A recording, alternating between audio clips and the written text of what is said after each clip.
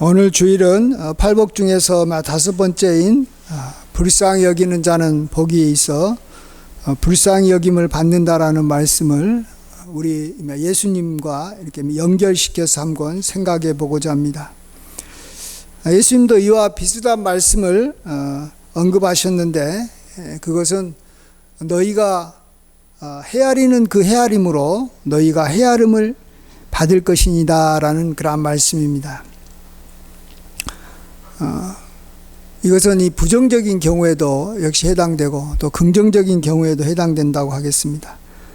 부정적인 경우에는 우리가 남을 비판하게 되면 우리가 또한 남들에게 비판을 받게 될 것이다 라는 것을 하나 예를 들어 볼 수 있습니다. 또 긍정적인 경우에는 우리가 남에게 뭔가를 주면 주님께서 누가복음 6장에서 말씀하시되 후히 되어 누르고 흔들어 넘치도록 하여 너희에게 안겨주리라 이렇게 말씀하십니다. 그러면서 너희가 헤아리는 그 헤아림으로 너희도 헤아림을 도로 받을 것이니라 라고 말씀하십니다.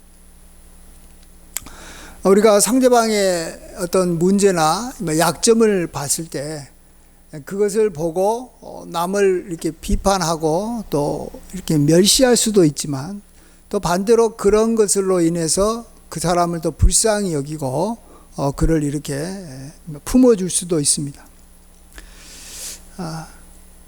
일할 때 우리가 어떤 것을 선택하느냐 하는 것이 참 중요한데 이 세상의 어떤 이 법이나 어떤 질서만 가지고는 우리가 다른 사람들하고 잘 살 수가 없습니다. 다 알아서 해주지 않아요. 우리가 무슨 이렇게 착한 일을 한다고 이렇게 보상을 해준다든지 또 반대로 이렇게 나쁜 짓을 한다고 세상 법이 이렇게 그 사람을 이렇게 벌하지 않습니다. 해줄 수 있는 영역이 그렇게 많지 않아요.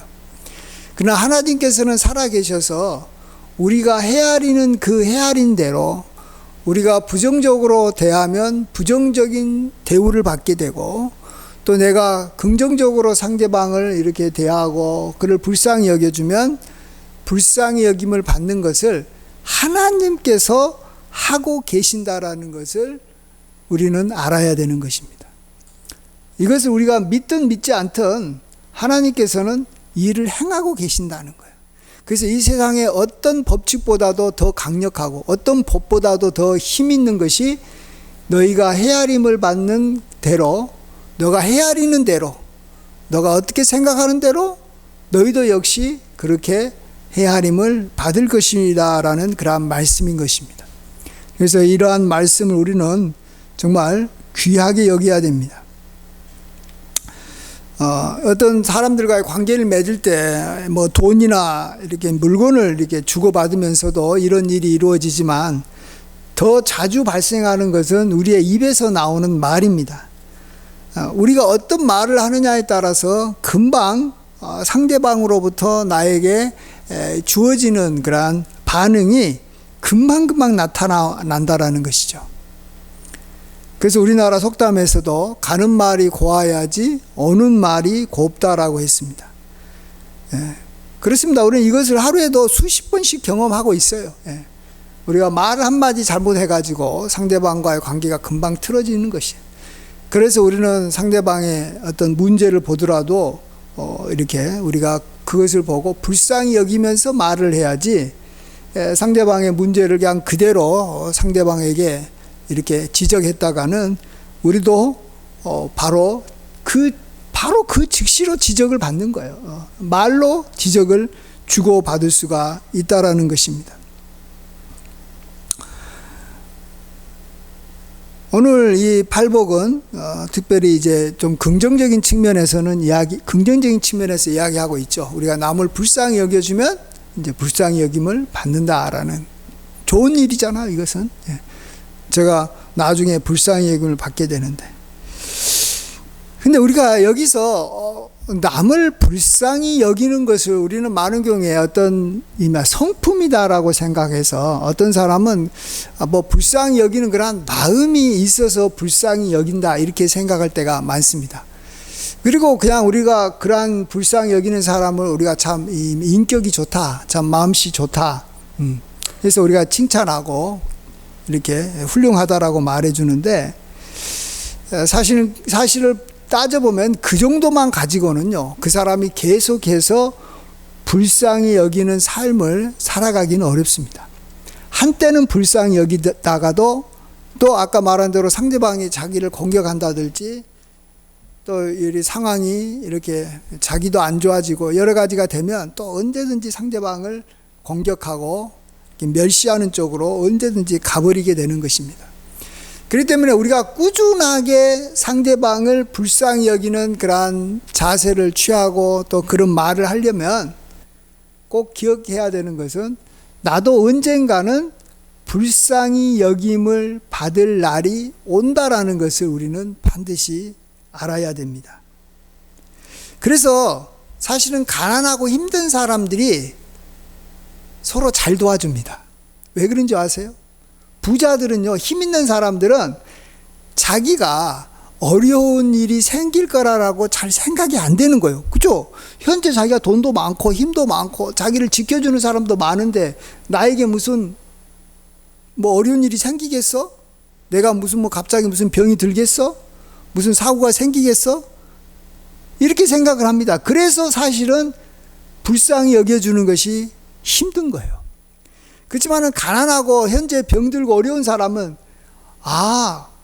지금도 내가 힘든데 내가 힘든 나를 보니까 언제라도 이런 힘든 일이 생길 수 있겠구나라는 생각이 드는 거예요. 그래서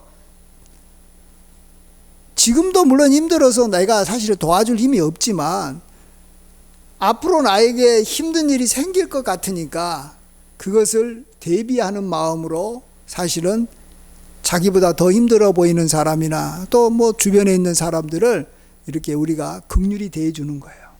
네. 그래서 우리가 남을 긍휼히 대하는 그러한 좋은 자세를 계속 유지하려면 꼭 가져야 되는 것이 있는데, 나의 장래에 대해서 부정적으로 볼 줄 알아야 되는 거예요. 내 장래가 앞으로 좋아질 것이다 라고 생각을 하는 사람은 불쌍히 여기는 것이 굉장히 어려운 거예요. 그렇지만은 내 장래가 힘들 것이다 라고 생각하는 사람은 당연히 다른 사람들을 불쌍히 여기는 마음이 쉽게 생기는 거예요. 그래서 하나님께서는 어떤 조건이나 또 어떤 상황을 이렇게 이야기하지 않고 그냥 무조건적으로 이 나라가 평강할 것이다, 너희들이 형통할 것이다, 잘 될 것이다 라고 말하는 자는 무조건 거짓 선지자라고 말합니다. 그러니까 우리가 하나님을 경외하고 말씀을 지키면 형통할 것이다 라고 말하면 그 선지자가 맞는 말이죠. 그게 맞는 말이니까. 근데 그냥 당신을 보니까 하나님께서 당신의 삶에 앞으로 좋은 일이 생길 거라고 말씀하셨습니다, 앞으로 문제 없을 거예요, 이거 한번 해보세요, 그러면 그 일이 잘 풀릴 겁니다 라고 그냥 무조건 이야기하면 그 사람은 100% 거짓 선지자입니다. 왜냐하면 하나님께서는 사실은 우리의 장래를 어떻게 하시냐 그러면 우리가 알지 못하게 했어요. 전도서 7장 14절에 형통한 날에는 기뻐하고 공고한 날에는 되돌아보아라. 이 두 가지를 하나님이 병행하게 하사 사람이 그의 장래를 능히 헤아려 알지 못하게 하셨느니라. 아니, 알지 못하게 했는데 자기가 뭐라고 안다고요? 모르는 거예요. 어떤 사람은 어느 병원에 가면은 그거 내가 기도했으니까 하나님께서 반드시 치료해 줄 것입니다, 나을 것입니다 라고 말하는데 그건 믿지 마요.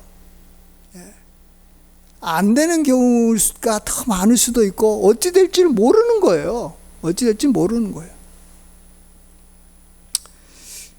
그래서 우리는 이렇게 우리의 장래나 또 이 나라의 장래나 또 우리의 어떤 상황도 우리가 한치도 예상할 수 없는데, 예상할 수 없기 때문에 사실 우리는 좀 불안해할 수밖에 없습니다. 걱정이 안 될 수가 없죠. 그런데 그러한 걱정을 해결하는 방법이 바로 뭐라고요? 그러니까 내 장래가 어려울 거고 힘들 거니까 내가 지금 어려운 사람들이 있다면 내가 그를 불쌍히 여기고 함부로 사람들에게 해를 끼치거나 함부로 남에게 안 좋은 이야기를 해서 힘들게 하지 않겠다. 이런 자세로 우리가 그렇게 살고 그렇게 살아야 됩니다. 오늘 분명히 말씀해 주셨잖아요. 너희가 남을 불쌍히 여기면 복이 있어서 너희가 불쌍히 여김을 받아야 될 때 불쌍히 여김을 받는다는 거예요. 사실은 우리는 누군가가 나를 불쌍히 여기면 굉장히 기분 나빠요. 그냥 내가 한마디로 저기 막 잘 살고 있는데 아이고 참 안 됐다, 왜 이렇게 뭐 힘들게 사냐 그러면 기분 나빠요. 그렇지만 실질적으로 삶이 어려울 때 불쌍히 여김을 받아서 도움을 받아야 될 필요가 있을 때는 반드시 도움을 받아야지만이 그 불쌍한 상황에서 벗어나거든요. 예.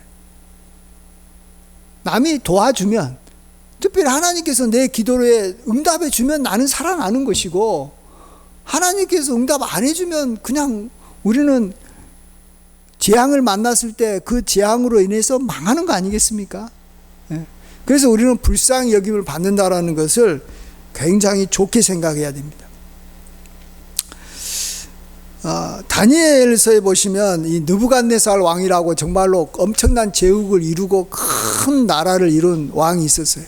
근데 그가 이제 교만해져 가지고 내가 이 나라를 내 손으로 다 이루었다라고 이제 생각을 하니까 하나님께서 그에게 재앙을 내리시기로 작정을 해가지고 그에게 어떤 여기 환상을 보여줬어요. 큰 나무가 있었는데 큰 나무가 갑자기 이렇게 나무를 이렇게 베는 사람에 의해서 다 이렇게 잘려져 나가고 나중에는 이렇게 그루터기만 남았다라는 거예요. 이것을 이제 다니엘이 해석해 주면서 당신이 너무 교만했기 때문에 이제 하나님께서 당신을 앞으로 7년 동안 이제 미치게 만들어 가지고 왕궁에서 쫓겨나 가지고 이렇게 짐승처럼 들판에서 뭐 이슬을 이렇게 맞으면서 또 독수리처럼 막 이렇게 발톱이 길어지고 당신에게 막 풀을 먹으면서 살아갈 것입니다. 그러면서 그 다니엘이 느부갓네살에게 무슨 말을 하냐 그러면 잘 들어보십시오. 그런즉 왕이여 내가 아뢰는 것을 받으시고, 내가 지금 당신한테 말하는 걸 좀 받으시고 공의를 행함으로 당신의 죄를 좀 사함 받으시고 또 가난한 사람을 긍휼히 여김으로 당신의 죄를 사함 받으십시오. 그리하면 왕의 평안함이 올 것이고 그 이후로는 장구할 것입니다. 계속 이어질 것입니다. 그러니까 죄 짓지 말고 불쌍하고 가난한 사람을 긍휼히 여겨서 하나님으로부터 용서를 받아야지 당신이 앞으로 장차 올 그러한 재앙을 빨리 끝내고 그 이후로 장구하게 형통하게 살아갈 것이다 라고 분명히 이야기하지 않습니까? 예.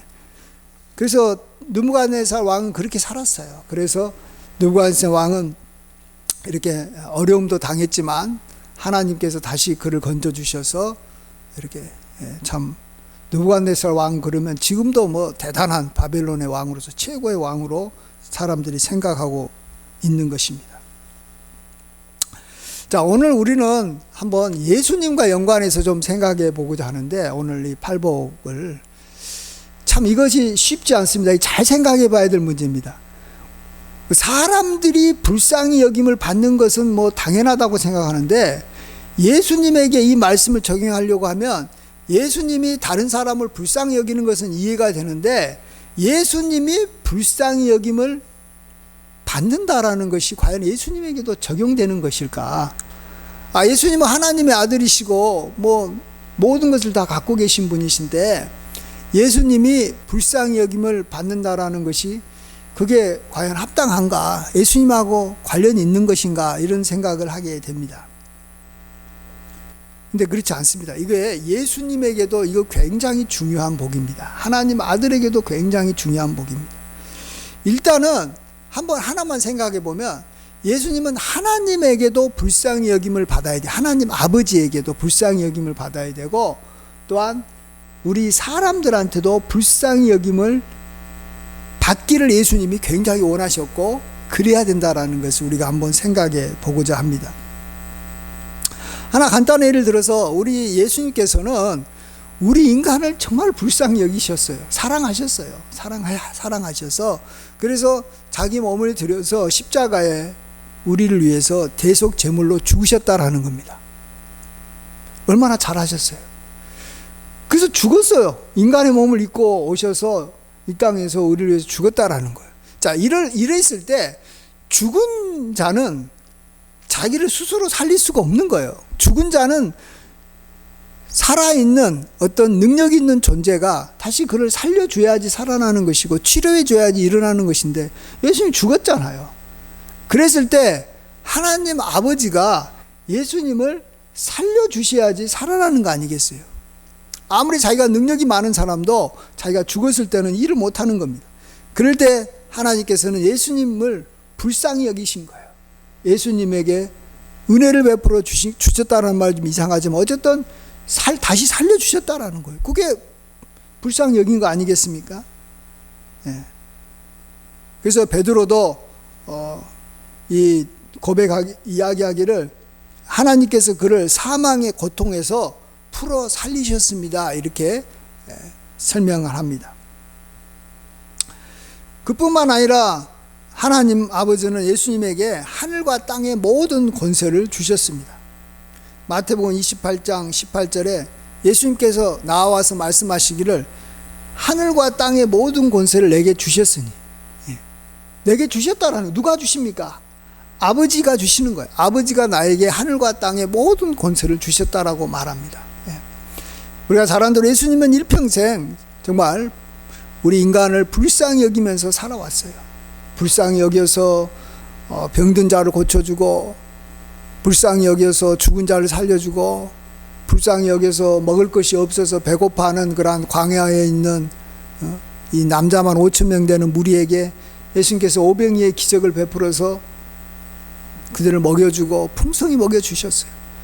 그렇기 때문에 하나님 아버지가 예수님을 또한 불쌍히 여겨주셔서 다시 살리시고 그에게 엄청난 권세, 모든 무릎이 그에게 무릎을 꿇고 순종하고 하나님 보좌 우편에 앉아서 하늘과 땅의 권세를 가지고 다스리게 하시는 귀한 능력을 예수님에게 주셨던 것입니다.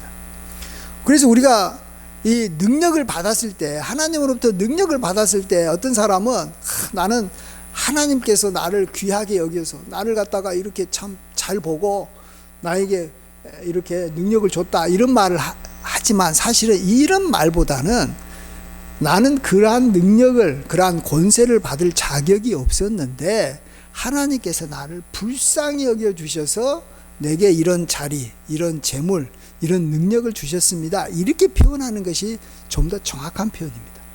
사실 그래요. 우리가 무슨 자격이 있어서 받는 케이스는 하나님에게는 있을 수가 없어요. 하나님 앞에서. 그래서 좋은 일이 생기면 꼭 하나님께서 나를 불쌍히 여겨주셨습니다. 이렇게 꼭 고백하시길 바랍니다. 그 다음에 두 번째로 이 예수님의 불쌍히 여김을 이렇게 받는 것이 예수님에게도 굉장히 중요한 것이, 예수님도 사랑을 받고 싶어하는 하나의 인격체입니다. 그래서 베드로에게 다른 거 요구하지 않았어요. 베드로를 위해서 좋은 거 다 해주시고 난 다음에 막 그를 갖다 이렇게 용서도 해주고 그가 배고플 때 먹을 것도 주면서 하는 말이 너가 나를 사랑하느냐 이렇게 요구하십니다. 다른 거 안 물어봐요. 다른 거 요구하지 않아요. 또 계명 중에서 최고의 계명이 뭡니까? 첫 번째 계명이 너는 마음을 다하고 힘을 다하고 목숨을 다하여 주 너의 하나님을 사랑하라라는 거예요. 하나님이 최고로 받기를 원하시는 것이 우리 인간들로부터 사랑을 받기를 원하신다. 근데 그 사랑 안에는 사랑의 핵심이 뭐냐 그러면 긍휼히 여기는 마음이에요. 측은히 여기는 마음이 있어야지만이 그게 사랑이 되는 거예요. 그게 정말로 피상적인 사랑이 아니라 진짜 사랑이 되려면 하나님조차도 우리 인간이 불쌍히 여기는 마음으로 하나님을 바라봐야지 하나님을 진짜 사랑하는 거예요. 그렇지 않은 건 굉장히 피상적인 사랑이에요. 보십시오. 예수님께서 이게 다른 그걸 말하기 전에 누가 사랑을 많이 받고 누가 사랑을 많이 하느냐, 한 번은 예수님 집에 어떤 이 죄인인 이 여자가 바리새인 집에 있을 때, 예수님 바리새인 집에 있을 때 찾아왔어요. 그래서 그 이 죄인인 여자가 이 향유를 예수님 발에 붓고 머리에도 붓고 막 눈물로 이렇게 예수님을 이렇게 닦고 이랬을 때 예수님이 바리새인에게 질문합니다. 빚 주는 사람에게 빚진 자가 둘이 있어서 하나는 500데나리온을 졌고 한 사람은 50데나리온을 졌는데 갚을 것이 없으므로 둘 다 탕감해 줬다. 근데 이 둘 중에 누가 더 그를 사랑하겠느냐라고 묻잖아요. 근데 너무나 답이 뻔하잖아요. 많이 탕감받은 자가 그를 더 많이 사랑할 겁니다. 이렇게 말합니다. 그렇죠? 많이 탕감을 해주면 많이 사랑을 받는 거예요. 그래서 많이 탕감해 주는 사람이 또한 기대하는 것은 어떤 물질이 아니에요. 그 사람으로부터 많은 사랑을 받고 싶은 거고 당연히 사랑을 받게 되는 거예요. 용서하는 일도 적게 용서받으면 적게 사랑하지만 많이 용서받으면 많이 이 사랑을 받는 거고 또 그렇게 많이 용서받은 사람은 자기를 그렇게 대해준 사람한테 그런 분에게 많이 사랑할 수밖에 없는 것입니다. 예수님께서 우리에게 많은 긍휼을 베풀어 주시고 많이 용서해 주셨다라는 것을 우리가 알았을 때 우리가 예수님에 대해서 갖게 되는 가장 제일로 먼저 나타나야 될 반응이 사랑이잖아요. 근데 그 사랑이 긍휼함과 함께 나타나는 것입니다. 그러니까 예수님께서 나를 위해서 십자가에서 이렇게 돌아가셨다라는 이야기 너무 많이 듣잖아요. 그럴 때 이것을 나를 위해서 참 십자가에서 돌아가실 때 참 아프셨겠다. 이런 생각으로 예수님을 긍휼히 봐야 됩니다. 여러분이 예수님을 긍휼히 대해줘야 돼요. 하나님의 아들이시니까 그게 뭐가 아팠겠어? 다시 3일 만에 다시 이렇게 다시 부활할 것인데 뭘 그거 갖고 그래 버리면 이게 진짜 이게 정말 하나님께서 정말 진노하실 일인 거예요. 또 지금 예수님은 하나님 보좌 우편에 계셔서 우리를 위해서 또 기도해 주시고 우리가 간구할 때 우리의 짐을 대신 지시고 다 해주시는 것에 대해서 우리가 좀 불쌍히 여기는 마음을 좀 가져야 되는 거예요. 얼마나 바쁘시게 밤낮으로 나를 위해서 이렇게 참 쉬지도 않고 일하시고 계시나 이런 생각을 해야지. 늘 시간도 많고 영원히 살아계신 예수님이신데 하나님이신데 우리를 위해서 도와주는 것이 무슨 힘이 되겠어? 그거 당연한 거 아니야? 이렇게 생각하면 이미 하나님과의 관계가 멀어지는 거예요. 끝나는 거예요. 쉽게 말해서 우리가 좀 힘이 있고 높은 사람들을 대할 때 여러분이 힘 있는 사람, 높은 사람들을 어떻게 해야지만이 그하고 관계를 잘 맺을 수 있는지 그 방법을 아셔야 돼요. 저는 이 언론 목사님과의 관계를 맺어가면서 하나님과의 관계를 어떻게 하는 것이 잘 맺을 수 있는 것인가를 많이 생각해 보게 됩니다. 특별히 여러분도 부모님과의 관계를 잘 맺어 나가야지만이 하나님과의 관계를 맺는 법을 배우는 거예요. 쉽게 말해서 부모님이 나한테 여러 가지로 도와주고 여러 가지로 이렇게 섬겨줄 때 어떤 자녀는 그걸 당연하게 여깁니다. 부모니까 당연히 자녀를 도와줘야지. 부모가 그것도 못해? 그러면은 부모와의 관계가 절대 가까울 수가 없어요. 아무리 그 부모가 재벌이고 아무리 진짜 돈이 많아도 그렇게 말하면 안 되는 거예요. 예. 나를 아끼고 나를 위해서 참 이렇게 신경 쓰느라고 참 고생 많았겠다. 특별히 내가 잘못하고 죄 지었을 때 참 그것을 다 참고 견디면서 나에게 이런 이 재물을 나한테 주는구나 이렇게 생각을 해야 되는 거예요. 그러니까 우리가 이 힘 있는 사람 권세자가 참 힘들게 어렵게 나를 도와주신다라고 생각해야지만이 그 마음이 그 권세 있고 힘 있는 사람한테도 이렇게 올라가서 그 사람이 그것을 받는 거예요. 그것이 바로 향기로운 그러한 재물같이 돼가지고 그것을 흠양하는 것이지 그런 마음이 없이 그냥 당연하게 생각을 해버리고, 그럼 무슨 자기가 도움을 받는 것이 무슨 의무인 것처럼 막 주장을 해버리면 힘 있는 사람과의 관계 끝나는 거예요, 여러분. 높은 사람과의 관계 못 맺어요. 절대로. 하나님과 관계 절대로 못 맺습니다. 하나님 관계 절대로 가까워지지 않아요. 많은 경우 하나님은 전지전능하시고 힘도 많으시고 뭐 모든 것이 다 갖고 계신 하나님이 왜 나 이런 거 별거 아닌 거 뭐 이렇게 얼마 되지도 않은 거 뭐 이렇게 이까지 별거 아닌 이 질병 하나 왜 안 고쳐주십니까? 만약 이런 식으로 하나님 앞에 나아가 보세요. 이미 그 사람 하나님 관계 끝나는 거예요. 하나님께서 그 사람 보지도 않아요. 진노하실 뿐이에요. 예. 그래서 우리가 하나님을 바라볼 때 나를 위해서 얼마나 수고하고 애쓰셨을까, 얼마나 나를 이렇게 불쌍히 여겨주셨을까, 이렇게 생각하면서 그러한 분에게 나도 사랑을 이제 이렇게 나타내야 되는 거예요. 그 사랑에는 아까도 말씀드렸듯이 반드시 불쌍히 여기는 마음을 같이 담은 사랑을 우리가 높은 사람한테 해드려야 됩니다.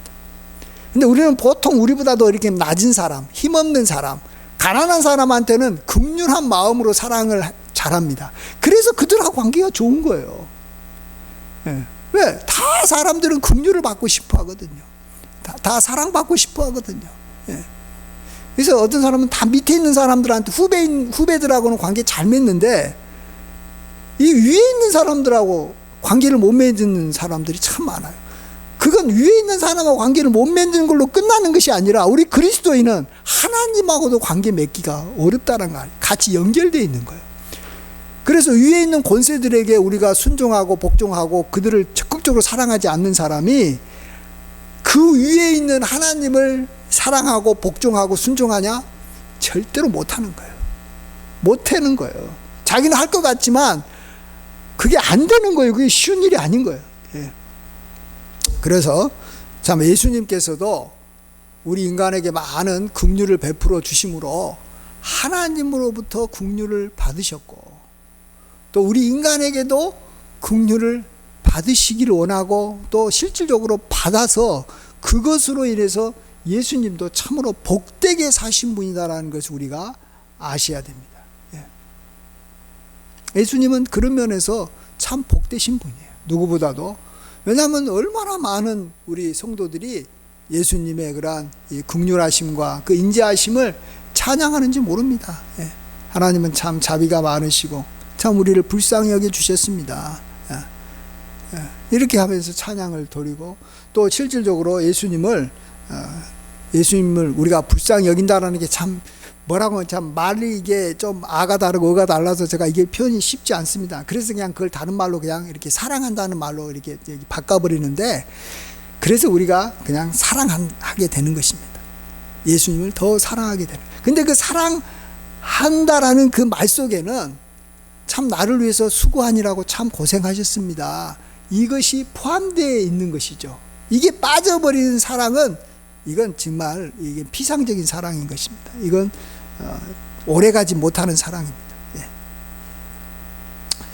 예. 그러한 예수님을 또 우리도 생각하면서 우리도 당연히 어렵고 힘든 사람한테도 우리가 불쌍히 여겨서 우리도 이제 나중에 불쌍히 여김을 우리가 받으면서 살아야 되고 또 나아가서 참 예수님과 같이 존귀한 분, 높은 분도 참 우리가 그분을 생각할 때, 그분의 은혜를 생각할 때 우리가 또 그분의 사랑에 감사하고 다른 말로 그분이 나를 이렇게 힘들게 도와주는 것을 귀하게 여긴다 이런 뜻입니다. 귀하게 여겨서 참 그분에게 감사와 찬양과 또 이 말이 참 애매한 말이기도 하지만 불쌍히 여기는 마음을 우리도 그분들에게 보여줘야 됩니다. 나타내 줘야 됩니다. 그럴 때 참 우리가 관계를 참 잘 맺고 우리가 앞으로도 도움을 많이 받는 것이죠. 사실은. 예. 사실 우리가 어려운 분한테 도와줘서도 도움을 받지만 우리가 높은 분, 힘 있는 사람을 우리가 이렇게 불쌍히 여겨줘서 우리가 도움을 더 많이 받는 것입니다. 사실은. 예. 하나님 앞에서 우리가 그런 마음을 가져서 또 더 하나님으로부터 큰 도움을 받는 우리 모두가 되기를 주의 이름으로 간절히 축원드립니다. 아멘. 기도하겠습니다. 불쌍히 여기는 자는 복이 있나니 그들이 불쌍히 여김을 받을 것이며 라는 말씀을 우리 예수님에게 우리가 적용시켜 볼 때, 아버지 하나님, 참 예수님께서 이 일을 잘 하셔서 참으로 복된 삶을 예수님께서 사시는 것을 보게 됩니다.